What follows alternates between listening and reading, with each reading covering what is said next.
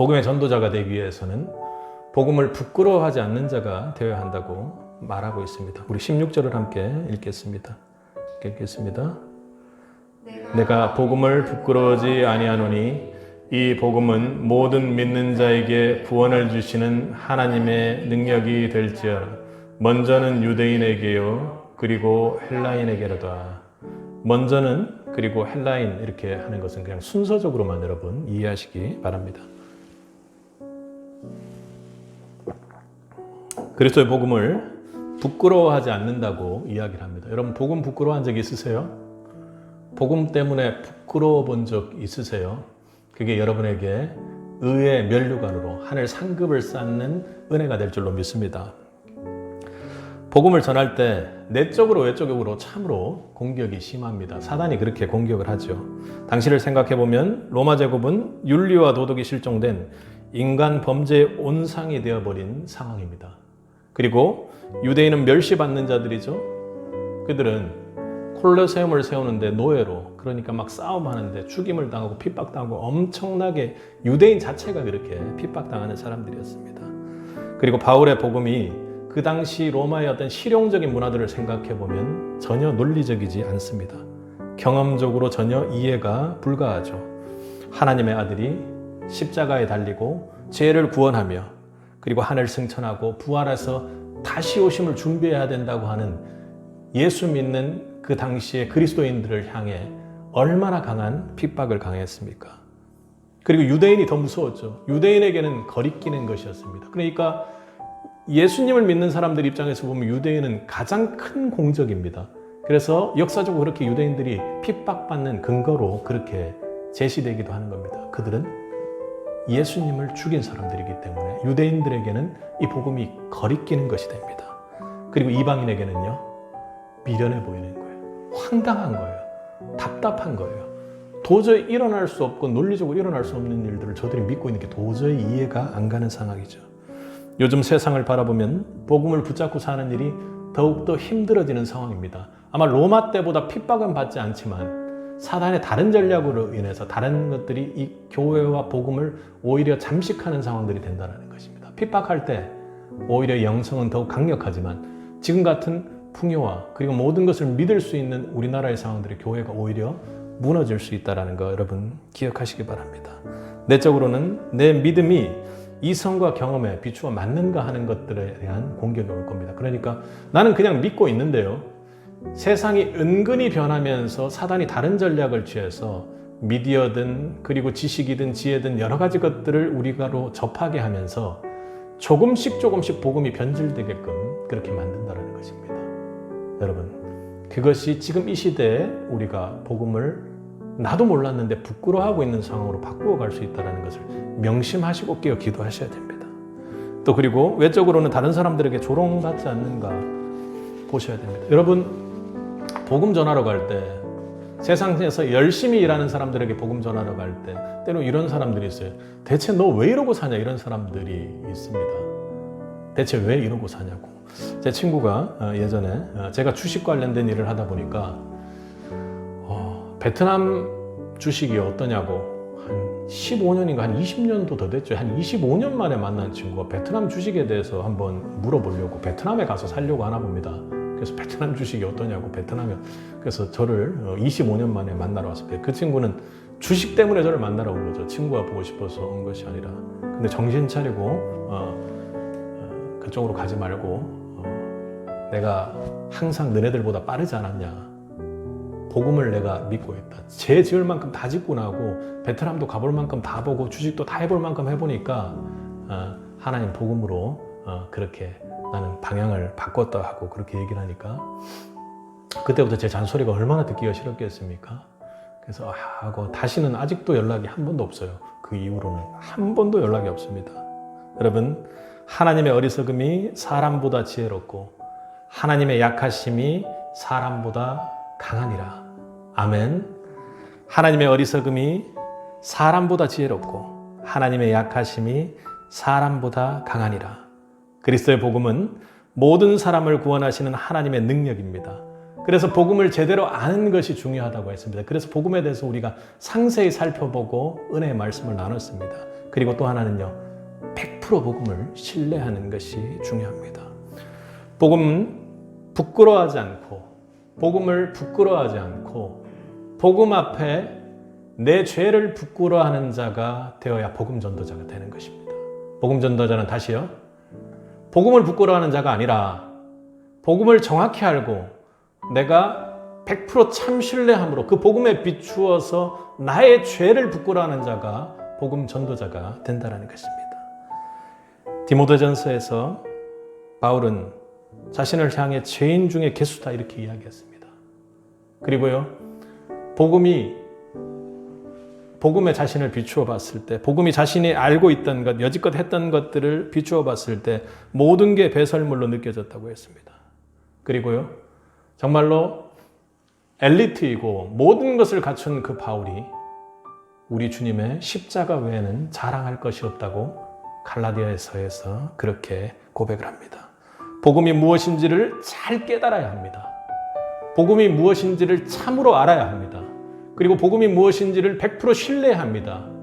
거기에 전도의 힘이 생기는 것입니다. 복음은 질그릇에 담긴 보배입니다. 구원으로 변화되어가는 나의 전도 대상자들을 보면, 구원으로 변화되어가는 내가 기도하는 영혼들을 보면 복음이 더욱더 선명해지고 내가 복음 앞에 엎드리게 되는 것입니다. 그러니까 내가 복음 앞에 비추어서 내 죄의 실체를 보고 기도하고 영상을 무언가를 보고 그런 것들도 나에게 큰 도움이 되고 영적으로 전진하고 성장하는 계기가 되었겠지만, 중요한 것은 나의 모습을 실제로 돌아보는 것이 중요하다는 것입니다. 그냥 말고 십자가 복음에 비추어서 나를 봐야 합니다. 그러니까 내 시선으로 내 기도 안에서 내 모습 보는 것, 그것보다도 훨씬 더 중요한 것이 복음 안에 나를 비추어 본다는 것입니다. 그때 십자가 복음에 비추어 볼 때 진정한 회개가 일어나는 것입니다. 여기까지는요, 여러분들이 설교 속에서 많이 듣던 얘기입니다. 정말로 중요한 것이 복음 전도자로서 여러분들이 아까 그 터질 것 같은 심정으로 복음을 전해야, 복음의 실제를 내가 만져야, 복음으로 변화되는, 구원받는, 변화되는 성도를 만나야 내가 복음 앞에 엎드리게 된다는 것입니다.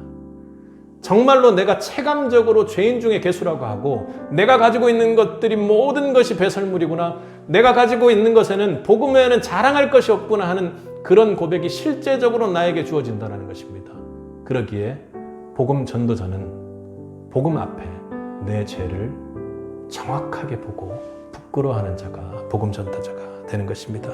이것이 전도자에게 주어지는 하나님의 축복이죠. 복음을 직접 만질 수 있습니다. 그것이 복음 전도자에게 전해지는 큰 은혜입니다. 이 은혜가 우리 세빛에게 주어지기를 간절히 바랍니다. 낭망하고 연약할지라도 주님께로 돌아서는 영혼을 통해 주님을 깊이 만나게 된다는 것이죠. 그러기에 복음 전도자에게는 무엇이 있습니까? 여러분, 깊은 기도가 있습니다.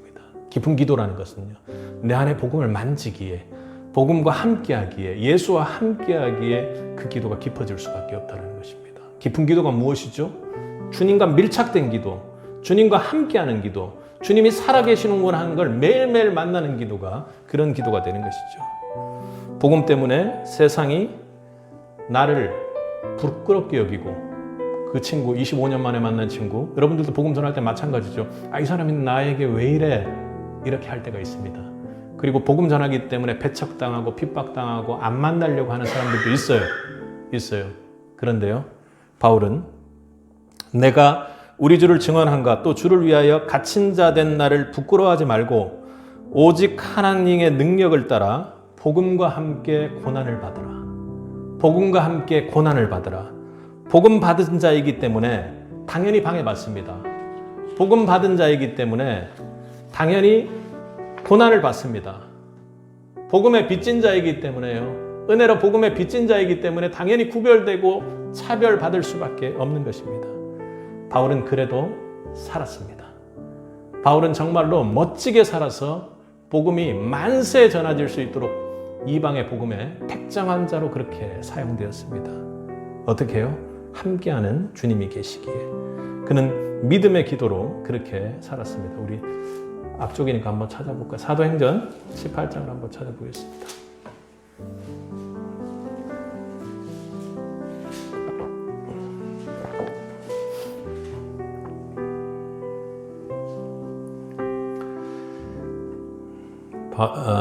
사도행전 18장을 보면 1절에 뭐라고 되어 있습니까? 그 후에 바울이 아덴을 떠나 고린도에 이르러 이런 겁니다. 아덴에서 바울이 상당히 심각한 어려움을 겪었다고 읽을 수 있을 것 같아요.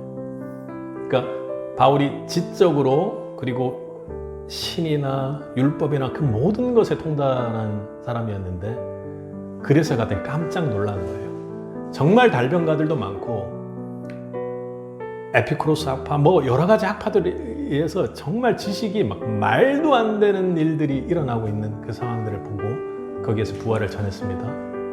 지난 시간에 말했던 것처럼 어색한 거예요. 뭔가 그냥 많은 것들 중에 하나인 것 같은 거예요. 그래서 다른 사람들이 조롱하기도 하고 그래 뭐 매번 또 듣던 거니까 다음번에 듣기도 하지. 그렇게 했던 거예요. 그리고 또 고린도에 왔습니다. 고린도에 와서 사람들이 많이 믿는 세례받는 그런 역사가 있었어요. 그런데 오늘 보니까 구절을 한번 보세요. 밤에 주께서 환상 가운데 바울에게 말씀하시되 함께 읽겠습니다. 두려워하지 말며 침묵하지 말고 말하라. 내가 너와 함께 있음에 어떤 사람도 너를 대적하여 해롭게 할 자가 없을 것이니 이는 성중에 내 백성이 많음이라. 내 백성이 많음이라. 뭔가 쫙 복음을 전하다가 내가 왜 이렇게 지금 힘들지? 어색하지? 왜 세상과 이렇게 차이가 나지? 세상은 왜 나를 이렇게 핍박하고 조롱하지? 이런 것 때문에 내 마음이 쭉 가라앉을 때 있을 수 있어요. 여러분 삶 속에서 그럴 때 있을 수 있다니까요. 낙심하는 것 같을 때가 그럴 수 있습니다. 뭐 지금처럼 조금 몸이 안 좋을 때도 그럴 수도 있고 여러 가지 재정적으로 문제가 생길 때도 있을 수 있고 그리고 하던 사업에 있어서 여러 가지 문제가 생길 때도 있고 그 가정 안에서 여러 가지 문제들이 생길 때가 있습니다. 복음 전하는 것 때문에 그런 것들이 다른 사람들하고 나는 너무 다르다고 생각될 때가 분명히 있을 거예요. 복음 전도를 잘하면. 그런데 하나님께서 이렇게 와서 말씀해 주시는 거예요. 두려워 말며 침묵하지 말고 말하라. 내가 너와 함께 있으며 어떤 사람도 너를 대적하여 해롭게 할 자가 없을 것이니 이 성중에 내 백성이 많음이라. 응답하시고 만져주시고 명령하시고 그리고 지켜주겠다고 하시고 함께 하시면서 밀착돼서 정말로 복음의 은혜 받은 자만 복음의 전도자만이 할 수 있는 기도의 기회를 허락하신다는 것입니다. 복음으로 가득 찬 넘치는 바울에게 조롱과 차별이 극심하고 낙심되어도 고린도에서 로마를 바라보는 주님과 교제할 수 있는 은혜가 복음 전도자에게는 반드시 있다는 것입니다. 우리 로마서 다시 한번 가보면 바울에게 전도자가 어떻게 기도하는지 기도의 레슨을 우리가 받을 수 있는데요. 바울이 8절부터 10절, 11절을 거쳐가지고 기도하는 내용들의 모습이 나옵니다. 8절은 어떻게 얘기하면 너희 모든 사람에 관하여 하나님께 감사함으로 바울은 로마를 향해 영혼을 향해 기도하고 있었다는 겁니다. 그리고 9절에는요 어떻게 기도해요? 항상 기도한다는 것입니다. 그리고 항상 내 기도에 누구를 얘기해요? 너희를 말한다는 것입니다. 한 영혼을 품고 로마라는 열방을 품고 내 곁에 있진 않지만 갇혀서 미칠 것 같은 내 복음이 갇혀있는 로마로 갔기에 방해되어 있는 이 상황 속에서 내가 너희를 쉬지 않고 기도 속에서 하나님께 말하고 있다고 이야기하는 것입니다. 그리고요 또 하나는요 참 놀라운 것이 있습니다. 어떻게 하든지 10절입니다. 함께 읽어볼까요? 어떻게 하든지 이제 하나님 뜻 안에서 너희에게로 나아갈 좋은 길 얻기를 구하노라. 구체적인 사안을 놓고 기도하는 거예요. 구체적으로 선교지를 놓고 기도를 하는 겁니다. 내가 나아가야 할 그 선교지를 향해서 기도하는 겁니다. 그런데요 바울도 지금 고린도에서 로마서를 썼다면 바울이 하는 지금 기도가 뭡니까? 로마로 가는데 조금 좋은 길로 순적한 길로 순탄한 길로 가기를 하나님께 바울이 구했다는 것입니다. 근데 여러분 어떻게 됐습니까? 바울이 어떻게 됐어요? 이 기도가 응답됐습니까? 응답됐죠. 로마로 가는 것은 응답이 됐습니다. 그런데 절대로 순적하게 가지 않습니다. 죄수로 가고요. 그리고 풍랑을 만나서 완전히 죽다가 살 정도의 그 상황 속에서 로마로 가게 되는 것입니다. 여러분, 능력이 바울이 없습니까? 복음하는 기도의 능력이 없습니까? 하나님께 받은 은혜가 부족합니까? 근데 왜 바울에게 이런 일이 일어나요? 복음 전도자에게 이런 일이 일어나는 것입니다. 이렇게 기도를 했잖아요. 내가 매일 이렇게 항상 감사함으로 정말 영혼을 위해서 기도하고 선교의 길이 제대로 열리기를 기도하고 로마로 가기를 그렇게 제대로 가기를 기도하고 그렇게 했는데도요, 바울에게는 순적한 로마로 가는 길이 열리질 않았습니다. 하나님께서 그렇게 하셨어요. 그런데 바울의 그 결론이 뭡니까? 우리 17절을 한번 읽어보겠습니다. 이것만 하고 오늘 여기까지만 하겠습니다. 복음에는 하나님의 의가 나타나서 믿음으로 믿음에 이르게 하나니 기록된 바 오직 의인은 믿음으로 말미암아 살리라 함과 같으니라. 아멘. 오직 의인은 믿음으로 말미암아 삶과 같으니라 하는 것이 로마서 전체의 주제입니다. 근데 1장 17절에 이 말씀을 받고 여러 사람들이 감동해서 변화받고 정말 그리스도의 역사가 바뀌는 그런 일들이, 기독교의 역사가 바뀌는 그런 일들이 일어났는데 갑자기 뜬금없이 오직 의인은 믿음으로 말미암아 살리라는 말이 참 처음 읽었을 때는 어려운 말이었습니다. 여러분이 아는 것처럼 복음이, 하나님의 복음이, 예수님의 복음이, 그리스도의 복음이 분명히 로마를 이길 수 있는 진리인데, 최고인데, 절대로 다른 것하고는 바꿀 수 없고 가장 존귀하고 고귀한 것인데 그거를 전하는 복음 전도자에게 순적한 일이 안 일어나는 거예요. 그런데 바울의 결론은 오직 의인은 믿음으로 말미암아 살리라 이랍니다. 여러분이 아는 것처럼 하박국 선지자가 하나님께 그렇게 이야기하는 거예요. 하나님, 이 선민인데, 택한 백성인데, 구원받은 백성인데 우리를 구원하고 우리를 반성하기 위해서 아시리아와 페르시아를 세워서 저들을 강력하게 만들어서 우리를 공격하게 만들어서 우리가 그들의 포로가 되어서 핍박받고 고생받게 한다는 게 말이 됩니까? 이렇게 이야기하는 겁니다. 근데 어떻게 얘기해요, 하나님이? 반드시 내가 한 말이 응하리라. 너는 뛰어가면서도 돌판에 새겨서 이걸 보게 하라고 하고 오늘 하는 말씀이 그것 아닙니까? 오직 의인은 믿음으로 말미암아 살리라. 예수 그리스도의 복음을 전하는 자는, 복음의 전도자는 오직 복음을 믿음으로 말미암아 반드시 살게 될 것입니다. 여러분 믿습니까? 사도행전 27장을 한번 볼까요? 바울이 어떻게 바뀌는지 한번 보세요. 강풍을 만난 상황입니다. 죽을 수밖에 없는 상황이었는데 그들의 심정을 27장 20절에서 이렇게 표현합니다. 함께 읽겠습니다. 여러 날 동안 해도 별도 보이지 아니하고 큰 풍랑이 그대로 있음에 구원의 여망마저 없어졌더라. 근데요, 25절에 바울이 이렇게 얘기하는 겁니다. 함께 읽겠습니다. 내가 속한 바, 25절입니다. 사도행전 27장 25절.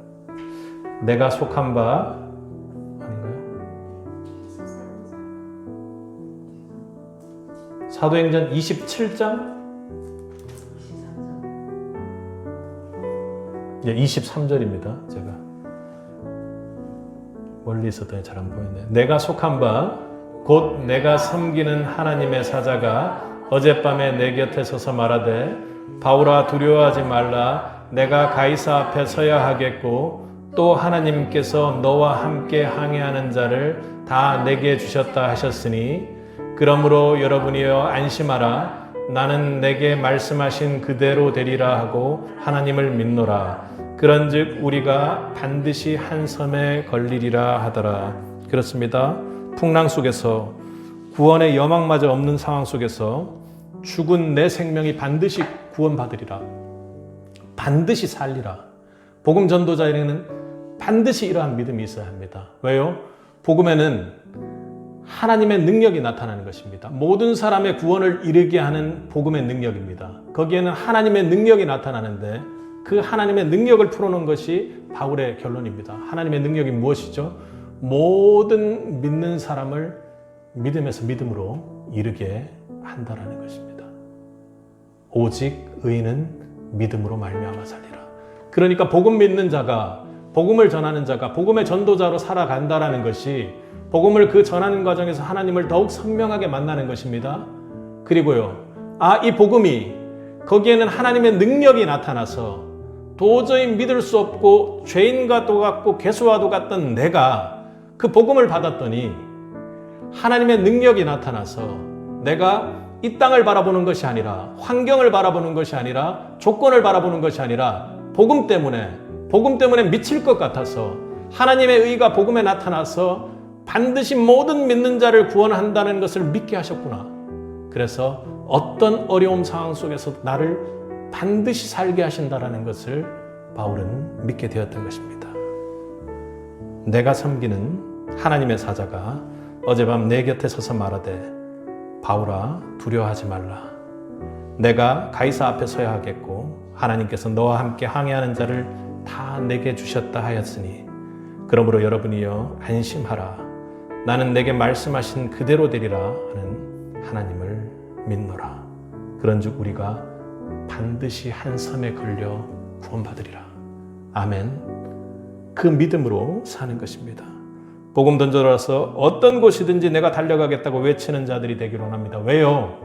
거기에 갈지라도 하나님께서 복음으로, 복음의 능력으로 모든 믿는 자를 믿음에서 믿음에 이르게 할 것을 우리는 믿기 때문입니다. 여러분 믿습니까? 여러분이 살아서 주님을 만난다면 공중 휴거돼서 들려갈 것을 믿습니까? 이 땅에 묻혀 있다면요, 하나님께서 그 모든 조각들을 찾아서 여러분들을 부활된 몸으로 일으켜 세워줄 것을 믿으시냐고 묻고 있는 것입니다. 그 믿음으로 살 수 있는 것입니다. 그 믿음을 믿음으로 살아내고 천국 갈 것을 생각하는 부활의 백성들이 믿음 말고 이 땅의 것으로 살고 있는 것을 바울은 절대로 그렇게 해서는 안 된다고 지금 이야기하는 것입니다. 오직 믿음으로 여러분 영원히 살 수 있는 것을 믿는 새빛이 되기를 바랍니다. 믿음으로 모든 것을 돌파해낼 수 있기를 바랍니다. 바울이 복음의 전도자로 세운 디모데에게 이런 말을 합니다. 주님 만나는 그날 예비된 의의 면류관이 기다리고 있다고 그렇게 이야기하죠. 주님 만나는 그날 이름 없이 빚도 없이 감사하며 섬기다가 주님 앞에 섰을 때 주님의 정말 준비된 신부로 의의 면류관을 받는 새빛이 되기를 간절히 바랍니다. 아까 우리 서서평 선교사님, 그분 순교하고 나서 그분의 장례식을 보면 그분 장례식에 수많은 거린들이, 그리고 수많은 미망인들이 그 장례식 뒤를 따르면서, 우리나라 장례식 문화를 아시죠 여러분? 어떻게 하는지. 그런데 주님을 외치고 어머니라고 외치고 찬송가를 부르면서 그분의 장례식이 끝났습니다. 절대로 불가능한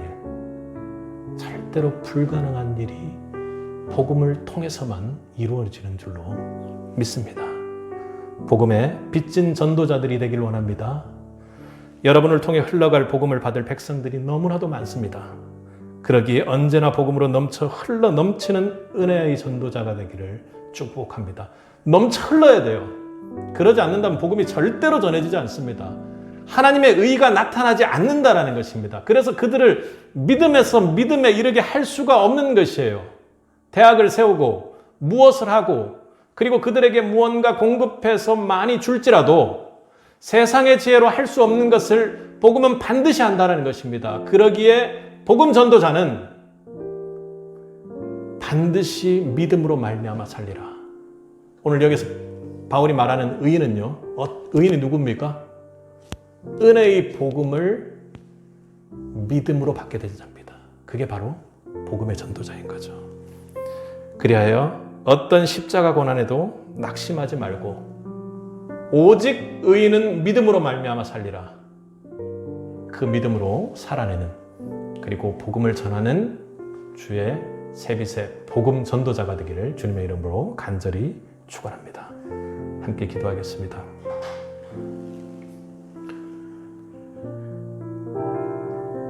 사랑의 주님, 저희가 이 땅에서 복음을 부끄러워하는 자로 살았음을 고백합니다.